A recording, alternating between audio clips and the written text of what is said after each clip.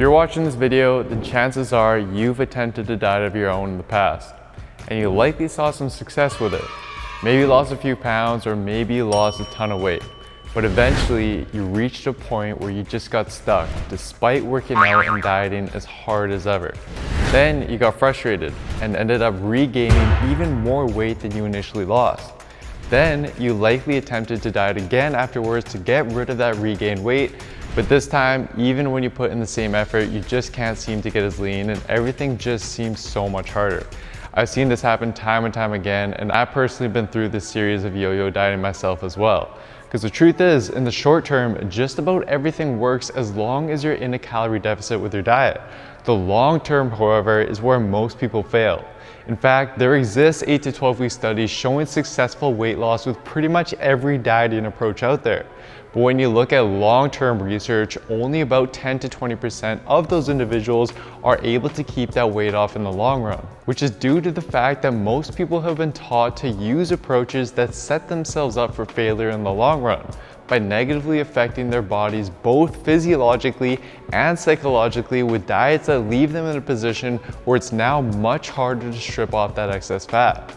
And to help explain the science behind how exactly this happens, here is Dr. Eric Trexler, pro bodybuilder and PhD researcher who has done a ton of work within this field. So yo-yo dieting, it's something a lot of people experience, repeated cycles of dieting and regaining the weight that they lost. And one of the reasons it's problematic is because, with metabolic adaptation, we start losing fat. Our body adapts to that in certain ways. None of them are terrible, but they're things that we have to plan for, and so people will lose weight and they'll start running into a little bit of friction. They might notice that their energy expenditure is lower than it used to be. They're much hungrier than they used to be.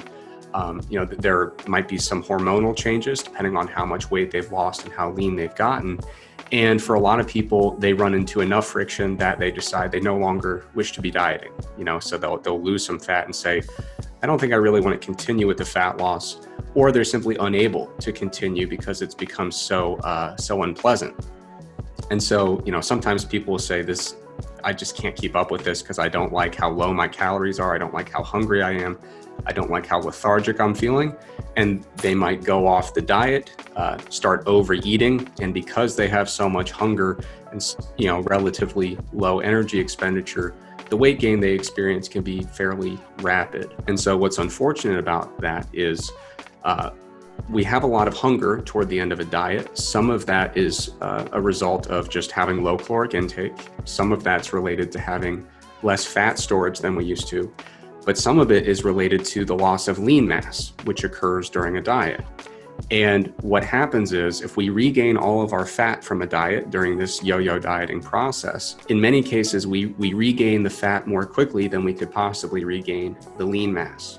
And if we find ourselves in a position where we're back at our normal starting body weight, but we have less lean mass than when we started, we haven't restored all the lean mass that we lost, we'll find that some of that hunger from the diet persists, even though we've regained all the weight. And so that's where you can start to see, not only do people go back to the starting line after a relatively unsuccessful dieting attempt, but they can actually shift that starting line back a little bit. Now, as Eric alluded to, this is exactly how restrictive diets leave you in a worse place every time you attempt to diet down, and literally just sets you up for failure in the long run by making it harder and harder for you to strip off that fat for good. So if this sounds like you and you're at a point where you've been chronically undereating, doing a ton of cardio, binging every now and then, and basically just in a cycle of yo-yo dieting, then you need to realize that weight loss should not be your priority right now. Your body isn't ready physiologically nor psychologically. Remember, we're talking about lifetime results here, not just some 12-week weight loss program. So we need to first get your body recovered back to a point where we're now ready to start cutting calories and stimulating fat loss the right way. And to do so, we want to first use something called the recovery phase. So with this phase, we have 3 major goals. 1, we want to restore the lean muscle mass that you lost, as this will not only help slightly boost your metabolic rate, but muscle loss also seems to be directly correlated to your hunger levels, where the more muscle and overall lean mass you lose, the hungrier your body tends to be, We don't actually know physiologically why this is, but nonetheless, it's why we need to prioritize lean mass restoration before beginning to diet again. 2, to restore any hormonal imbalances related to hunger, fatigue, and just overall feeling like crap as a result of your previous diet. And 3, to just get you in a better mindset with regards to your relationship to food and your weight. We need to get you in a state where you're actually excited and truly ready to start a diet again before we do so. Now, to accomplish this, all you're going to do is simply bump up your calories to whatever your maintenance calories currently are, or even slightly above this, while also cutting back on your cardio if you're currently doing quite a bit of it. And to get a rough estimate of what maintenance may be for you, you can simply multiply your body weight in pounds by 14 to 15. Stick to that, then monitor your calorie intake and body weight over the next few weeks and adjust accordingly to the point where you're now maintaining your current weight with a certain calorie intake. But do be comfortable with your body weight slowly creeping up just a little bit throughout the process. Although this may sound counterintuitive, what a lot of you may notice by doing this is that these extra calories are just what your body needed, and you're now so much more energized, you're moving more, you're performing better in the gym, you're regaining your lost muscle and strength, you're not completely wrecked after your workouts, you're sleeping better, and you just feel better throughout the day. Now, as for how long you should stay in this recovery for, here's what Eric recommends. Once we do get into the recovery phase, how long typically would it take someone to at least physiologically recover back to a point where they're now ready to go back on the diet? It's a good question. Now, assuming that you're no longer in a caloric deficit, assuming that you're at a reasonably comfortable body fat level that is sustainable, we're usually looking at it at least a month or two, usually more in the 2 to 4 month range to reach full recovery. So, take your time with this phase, guys, and think about the long term. I really just can't stress this enough. When you're ready though, phase 2 is where we can give dieting another shot. But this time we need to do it right, which means that we need to set up our fat loss phase in a way that minimizes muscle loss and minimizes the metabolic adaptation that we typically experience throughout our diet. And as outlined in Eric's research papers, there are a few ways that we can do this. First, you need to avoid using a very aggressive calorie deficit, as research has shown that just a moderate deficit that enables you to lose weight at a rate of about 0.7% of your body weight per week is ideal to maximize fat loss while minimizing metabolic adaptations and muscle loss. For most people, this equates to roughly only a 15 to 25% calorie deficit, but just keep an eye on how your body weight progresses throughout the weeks and adjust accordingly. Next, we want to use an approach that's called intermittent dieting. I have covered this in a past video, but essentially, after every 6 to 8 weeks or so of dieting, you want to break this up with what's called a diet break, where you eat at maintenance calories for about a week or two. Now, although research regarding this is still very preliminary, it does suggest that diet breaks may help reverse some of the metabolic adaptations you experience from your weeks of dieting, potentially minimize the metabolic adaptations going forward, and it just prepares you for your next phase of dieting. Not to mention that it can also help with better adherence over the course of your diet. In fact, I would even recommend that after you lose a considerable amount of weight, take a break from dieting altogether for a little while and just focus on maintaining that current weight. Remember, it's about lifelong results here, so don't be afraid to take it slow. And lastly, you need to ensure that you're eating a high protein diet along with high volume, low calorie filling foods. The sufficient protein will not only help you burn more calories by just metabolizing it, but will also help keep you full and maintain or even build muscle mass as you diet down. And opting for satiating foods that provide the most bang for your buck in terms of calories will just again help you stay full and satisfied even when your calories do drop quite low in your diet, which in turn will minimize the risk of you overeating and binging when things do get tough. And I do have a past video on what foods I'd recommend for this reason, and I'll link that in the description box down below. So basically, you apply these 3 steps until you successfully lean down to the level of body fat that you're satisfied with. Then, once you do so, it's time to transition to phase 3. Now this phase is where most people screw everything up. Because just like as I explained earlier, as you diet down, your body adapts and gradually slows down its metabolism to try to fight back, We've minimized this in our dieting plan, but nonetheless, there will still be some metabolic adaptation present, which just means that now your maintenance calories will be lower than they were in the beginning. Not to mention that by the end of your diet, you're also usually in a state where you're hungry and fatigued. So after phase 2, if you simply go back to what you were eating at in the beginning of your diet, while also cutting down your activity and maybe even having a cheat day or two to celebrate the end of your diet, you're going to be overeating considerably and can gain a ton of weight in a short amount of time, especially since your body at this point is primed to favor fat gain, which can then lead us to the same problem that we were at in the very beginning of all this. So instead, what we want to do here is simply find a way that you can maintain your weight loss in a sustainable way without feeling like you're starving yourself or doing an excessive amount of cardio. And one option to do so is with something called a reverse diet, where immediately after your diet, you bump up your calories back up to your new lower maintenance levels to just get out of the dieting phase. Then from here, you basically experiment with very slowly adding calories back into your diet while keeping a close eye on your weight. Although the effect this has does seem to vary individually, oftentimes what happens is even though you're adding more and more calories back into your diet, your body counteracts this by essentially getting out of that dieting mindset and tends to start burning more calories through subconscious increases in daily activity or need to slowly bump up your metabolism. So by the end of this process, you'll still have successfully kept off most or all of the fat that you lost, you'll feel more energized and stronger in the gym, and you'll be eating considerably more calories than you were after you finish your diet, which should eventually be similar or close to the maintenance calories that you started out your diet at.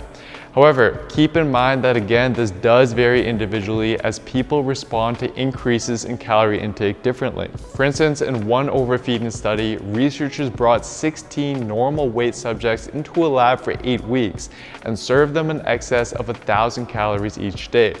Based on the math, everyone should have gained 16 pounds in 8 weeks. However, in reality, the subjects gained anywhere from under a pound to up to about 9 pounds. And the discrepancy and variation here between subjects was mainly due to a difference in need, meaning that some subjects responded much better to the excess calories by in turn burning more calories subconsciously through fidgeting, postural adjustments, and other subtle movements throughout the day, whereas others just didn't respond as well. Here's what Eric recommends. So with regards to the reverse dieting phase, after a successful dieting phase to let's say somewhere around 10% body fat, so not, physique competitor completely shredded, but, six-pack visible. Overall, what do you typically see as the general response to reverse dieting? And then also on that note, how much do you think that most individuals in this position can increase their calories by while still more or less maintaining their current level of leanness?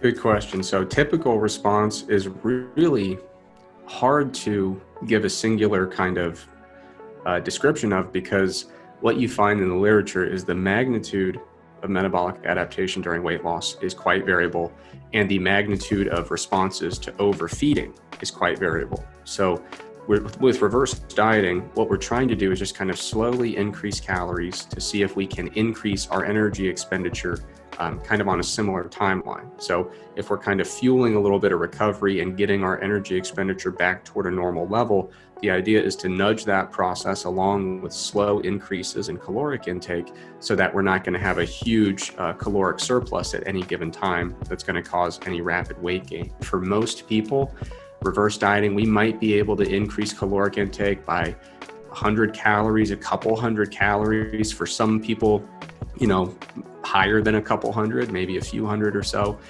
You do see these rare instances where people push it really, really high, but they are pretty infrequent. So basically what the reverse diet process does is, let's say your old maintenance was here, your new maintenance after your diet is here, and your dieting calories are here, right? So immediately after you finish your diet, you bump up to your new maintenance, which is lower than your old. And then with reverse dieting, you might be able to increase this just a little bit. So you're working with more calories and are able to sustain your current level of leanness in a much more sustainable way, correct? Correct. And you might not be able to push it all the way up to where your old maintenance was, because you still have less body mass than you used to, but you can start reducing that adaptive gap in energy expenditure, start nudging that back up toward normal, and you can build a little bit of extra space into the diet that makes it a little bit more sustainable in terms of caloric intake. Simply meaning that the response to this reverse dieting phase will vary for everyone. So experiment with it and keep in mind that the main goal is to get you to a point where you feel great, your body weight hasn't increased by much or at all, and you're maintaining your new physique with a sustainable and satisfying amount of calories as well as a manageable amount of cardio. And then from here, it really is up to you where you want to go next. You could either maintain your new physique with relative ease with your new higher calorie intake, or you could simply choose to now focus more so on muscle growth if you're seeking to add some more size to your frame. In which case, you'd simply start eating at a calorie surplus to slowly gain muscle over time, and then transition back to phase 2 of this plan whenever you're ready to start leaning down some more. Now, although this whole process may seem very complex and you may be feeling as if there's no hope for you, just realize that that simply is not true. I'm not gonna lie, it will take time, but by following these 4 phases, remaining patient, and combining this with a solid training and nutrition plan, then you can and you will be able to strip off that fat for good. On that note though, guys, for those who do need that extra bit of help, my step-by-step programs have been designed to guide you through each of these phases in detail. It comes fully equipped with software that enables you to actually know exactly what your metabolism is at and how it's changing week after week as you strip off fat and lose weight, so that you can easily break through any plateau that you encounter along the way and lean down in the most efficient way possible, just like several of our Built with Science members have done with their programs. So to get started today, just head on over to builtwithscience.com and take the analysis quiz to discover what program will be best for you and the state that your specific body is currently in. Also, a big thank you to Eric Trexler here for his help with the video. You can give him a follow at Trexler Fitness, and I'll also leave some links in the description box as well for you to check out some of his work. Thank you again, Eric. It was a pleasure having you on here. And guys, as always, don't forget to show your support by giving the video a like, leaving a comment down below as to what you'd like to see me cover next, subscribing to the channel, and turning on notifications for the channel as well. This all really does help me out, and I really appreciate it. Thank you so much, everyone. I'll see you next time.